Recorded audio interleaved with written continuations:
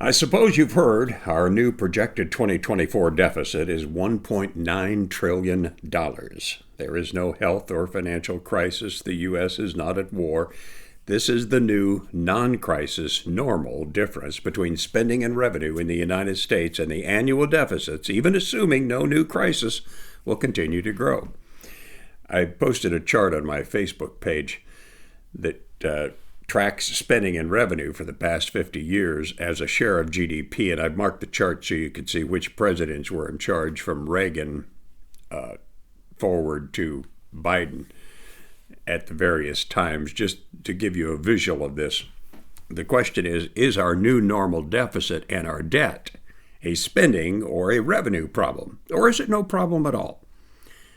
A hint: which normal has changed the most over time, spending or revenue? Since you can't see the chart, this is an audio version of my column, I will tell you that revenue started out in 1974 at 17.5% of GDP, and that's exactly where it is right now.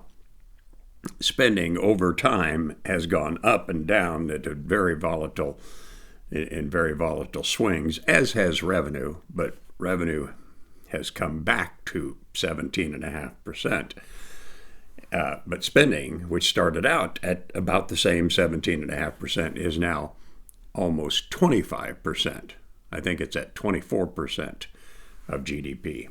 So the normal that has changed over time has been spending, not revenue. So it's clear to me that the answer is this is a spending problem. But I also believe it's irresponsible to refuse to pay for what you want to spend and simply pass the huge and growing debt onto future generations to solve or to suffer the consequences of a lack of a solution. Republicans and Democrats both had 2 years of one-party government twice. Each of them had 2 years twice in recent history. Republicans under W and Trump, Democrats under Obama and Biden, and all failed with either taxes or spending adjustments to close the gap that would exist under normal circumstances, such as today when we are neither at war nor suffering an ordinary financial or public health crisis.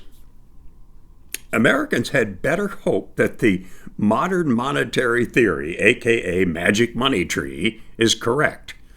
That the U.S. can simply borrow and spend as much as it wants without ever creating a financial crisis because the U.S. prints the most highly respected and sought money in the world, so the world, not the U.S., will absorb any inflationary effect of printing new money to cover any spending.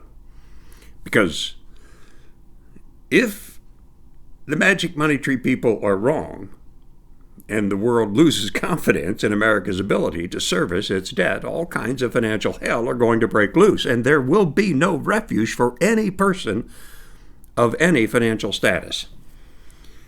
Now, how's that going to happen?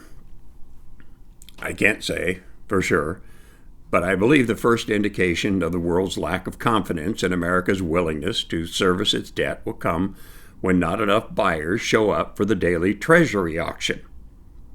When you're borrowing $5.4 billion a day, you've got to auction off that debt every single day. Former House Speaker Paul Ryan, now back on Wall Street, is predicting this is going to happen. He doesn't predict an immediate calamity when it does, but eventual calamity if there isn't a resolution.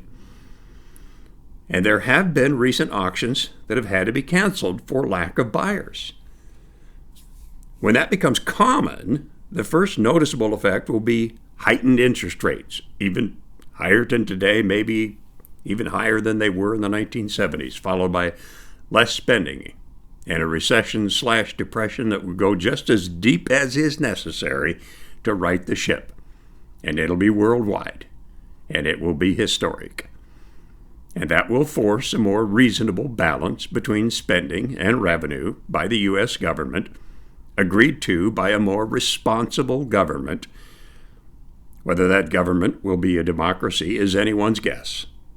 My guess is it will pretend to be, but Congress will cede all difficult decisions to the administration. And our generation, mine, will owe our descendants a very big apology because we, the people of our generation, failed to elect the representatives who would solve this very obvious fiscal problem and preserve the U.S. Constitution's critical separation of powers doctrine at the same time.